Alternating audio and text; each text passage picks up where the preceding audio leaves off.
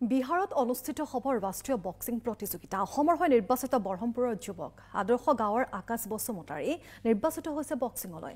আকাশৰ সৈতে যাব অসমৰ 5জন বক্সাৰ আৰু আকাশ নিৰ্বাচিত হোৱাত বিভিন্ন জনৰ শুভেচ্ছা জ্ঞাপন ৰাষ্ট্ৰীয় প্ৰতিযোগিতাত জয়ী হ'লে পাব আন্তঃৰাষ্ট্ৰীয় সুযোগ